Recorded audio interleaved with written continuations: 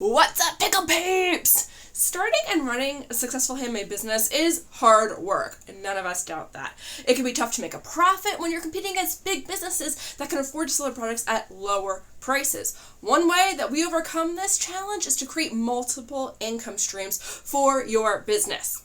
Hi, I'm Melissa Pickle of the Handmade How, and I help business owners to get clear on the how of handmade marketing so they can focus on making sales without the stress.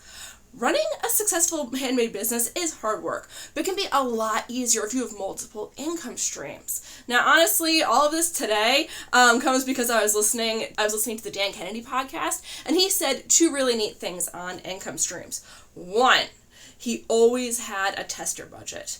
Now, this is really meant for ads, and he was all about running magazine ads, but the point was to keep testing for new untapped markets and audiences for his core product. Number two, Dan says a business should have 17, I don't have enough fingers for this, income streams. Now, I had to go back to the episode with pen and paper, keyboard, whatever, to take notes on it. And this is because I usually listen to podcasts while on my way back from dropping Teddy off at daycare. But still, 17 is a hell of a lot more income streams than I ever thought of. But what Dan today says is it all leads down to one thing. Having those multiple income streams is financial security for your handmade biz. So let's get to it. These are the 5 reasons why you need multiple income streams for your business or multiple revenue streams. So number 1, having multiple income streams gives you financial security. Okay? Downright honest. This way, if one of your income streams dries up, you can still rely on the others to keep your business afloat. I'm going to have an example for you in a minute. This is stability. This is called business stability right here. And in times of economic uncertainty or like when there's lulls in sales, you have the other revenue streams to balance you out. Okay? For instance here, example time. If you rely heavily on craft shows and festivals, then adding another income stream like a website or wholesale or consignment can keep cash flow steady when it's festival off season. Unless you live in Florida and I guess it's festival on season. I don't know, do they run festivals in the summer in Florida? I don't know. I was only over there during like winter time, March period. Anyway, number 2, it allows you to experiment with new products and services. When you have multiple income streams, Pickle Peep, you can experiment without taking on too much risk. If one of your products or services is unsuccessful, then you can fall back on the others to keep your business afloat. This freedom to experiment can be a great way to find new sources of revenue for you and grow your business. Now, remember what I said about Dan in the beginning? Exactly. He had a specific budget set aside just for testing. He had a secure product, a core offer he knew would sell. He knew that everything about the offer was right if it was put in front of the right person. So what he was testing was audiences. And really, we can use this kind of budget and this idea right here of having stuff on the side for either one, all right? And honestly, just at least in my experience, once we find a couple of best sellers, it's easy to just rely on them for the bulk of sales and lose that flavor of experimentation. That is what makes a handmade biz so exciting. That's also one of the reasons why I developed my Trunk Show Secrets method, to always be product testing and searching for the next bestseller to keep me fresh and current with what my customers want. So, reason number 3 to have multiple revenue streams is you can reach a wider audience by offering different products and different services and different platforms. So alternate income streams give you the option to bring your products to more customers without more work. I'll explain. If you sell prints, then adding in a print-on-demand income stream can bring your best-selling designs to your customers in a different way or different ways. Do you have a brand cult following? Then try adding your logo or catchphrases to t-shirts, tote bags, mugs, any of those.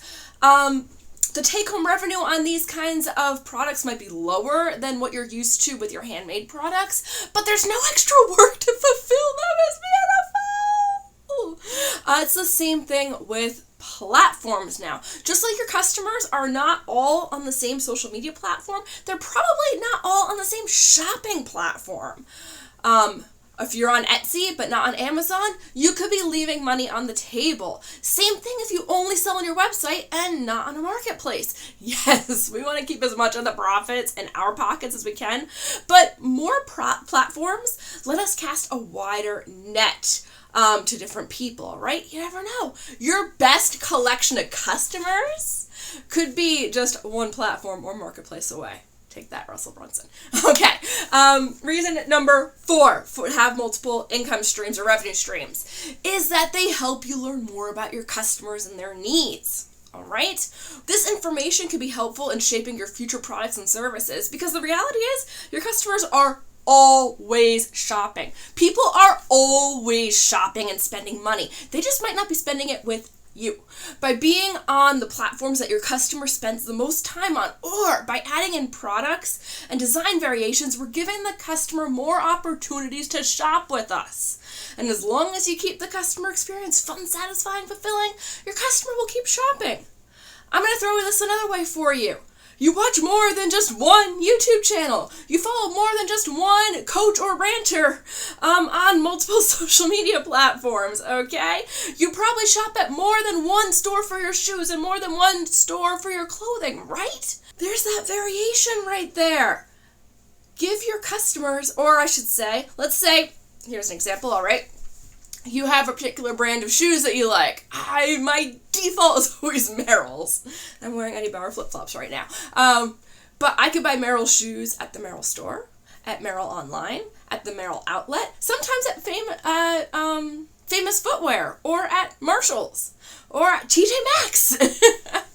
So if Merrell didn't put their shoes out in all those different places, then the likelihood of me buying them would go down because I would be presented with fewer opportunities to do so. So if you have your products on a website, on a marketplace, maybe you do wholesale, so they're in different stores, you do some consignment, so they're on local stores, and you do festivals, so you're giving people different options to shop with you.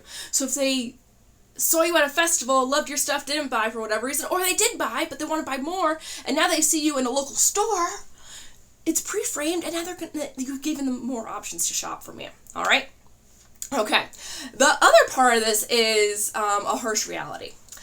We sellers we tend to put mental limitations on what we expect our customers to buy.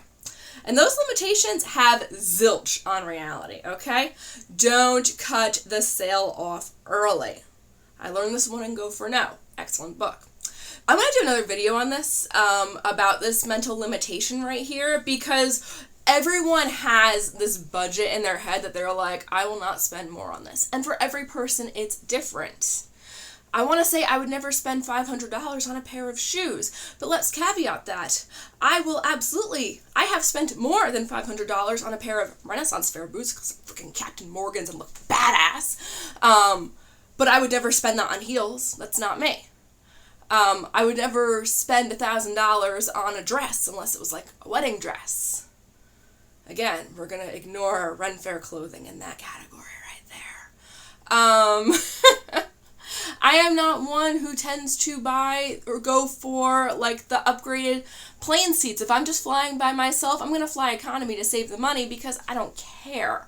I can curl up and sleep anywhere. I don't need first class plane seats. That's not me. Those are kinds of the ways that I spend money.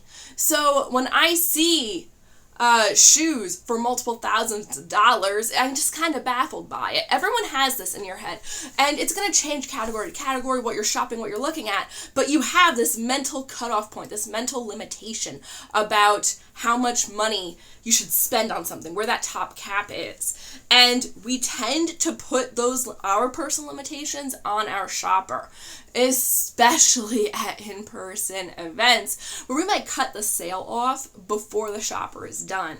And when we're online, if we are not kind of leading the customer through, at least on our websites, if we're not leading the customer through our product stock on our websites, not show, oh, you looked at this, it goes well with this and with that, showing them bundles, taking them down the journey for mix and match, for sets. I don't care what you do, you can always have bundles and sets. I don't care what you make, what you sell, there are always bundle and set options that you can do.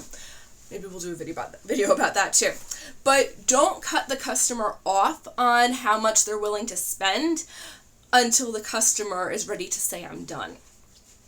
Huge pet peeve of mine is when you add something to your cart and then they take you to the shopping cart. It's like, I'm not ready to check out. You just took me away from where I was shopping.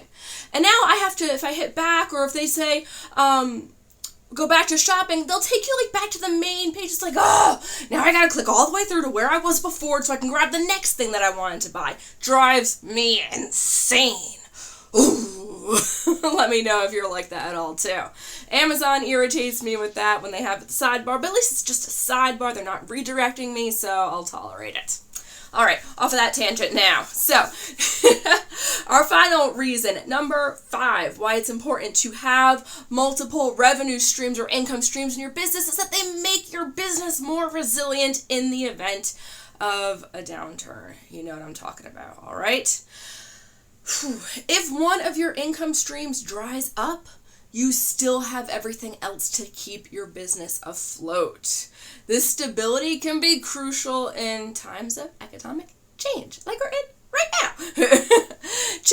Economic change or uncertainty. Or when you experience a lull in sales, and these lulls might be planned, all right? We'll get to that. Additionally, having multiple income streams, it helps you smooth out that cash flow and provide a steadier stream of revenue. We want that to be a consistent river of revenue, right? We don't want it to like flood and drought. No one wants that, all right? So how do we do that? Let's look for a couple examples. Are you in the craft show biz? Is that what your main revenue is? Is doing in-person shows? Then having a website or a marketplace can help the show during off season. If you focus your products mostly on a singular holiday, then maybe doing wholesale will help you even it out throughout the year. That way shops can be ordering and pre-ordering all year long, especially if they know they have to get on your production schedule because you focus on that one holiday. I was in a wholesale course and they were talking about this example of a woman who did a Valentine's Day stuff. She did hearts. It was popular for Valentine's Day. And she would do one wholesale show a year, and she would let everybody know, and the one year she had like 82 new designs coming in there. So she was booked out for the entire year selling these heart things because shops knew they had to get their orders in early. And your shops, we don't know when the stores want to change over a new season. We don't know when the stores want to be getting their stock in and prep for the next season. That's not your decision, that's the store's decision, but we can take advantage of it by having these multiple revenue income streams. Don't worry, like you can be ready to sell your stuff straight on the holiday when it's ready, but you can be selling it and pre-selling it to stores all year round with wholesale. So hopefully that's a little bit inspiring right there. And now that we've covered the why here, why you would want to have different income streams in your biz, let's go over a couple different options right there. Now I don't have the 17 listed that Dan Kennedy talked about in his podcast. I gotta go back. The other part of it, since I listened to them in the car, I have to figure out which podcast that episode that was in. And a lot of them are like an hour long, so if I get it wrong, it's a lot of re-listening. All right, but anyway, so these are the ones that we have here. Option number 1, you can sell print on demand. So either you can, that damn stink bug is still on my ceiling.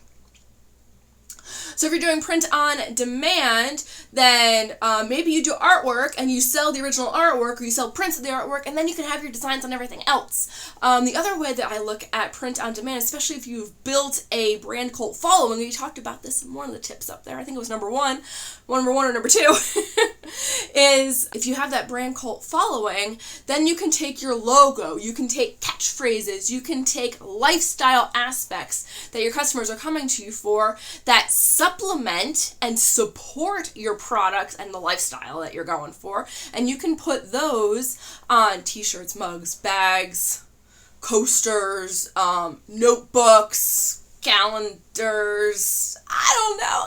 You can pillows, blankets, sweatshirts. You can travel mugs. You can print on demand anything.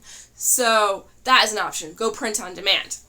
Number 2, you can sell products on online marketplaces like Etsy, like eBay, like Amazon, like Poshmark, like a whole bunch of them that I never remember the names of because I'm on Etsy. I do have the course. I'm going to get on Amazon. I just haven't done it yet. We're going to go over that in a minute too.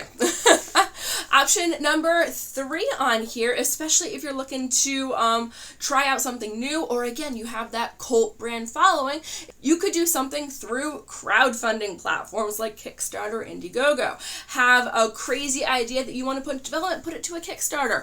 Want to do a course or an additional info product on there, take it to you could, and that you need to source with someone else, you can do a crowdfunding. Number 4 in here, you could sell through drop shipping arrangements with other retailers. You can team up and collab with other handmade businesses. You could drop ship options for that too. And number 5 on here is you can sell your products through consignment arrangements, local consignment, wholesale, local boutiques and stores. That's an option. And I'm going to throw in there a bonus, number 6. I started talking about with crowdfunding, but you can add info products to your handmade products. This is like the way of the future right here. I'm going to be talking about it a lot in the future on this channel, especially as I experiment myself. But the kind of, we're going to see that. We're going to see the demarcation line between e-com and info start to blur. And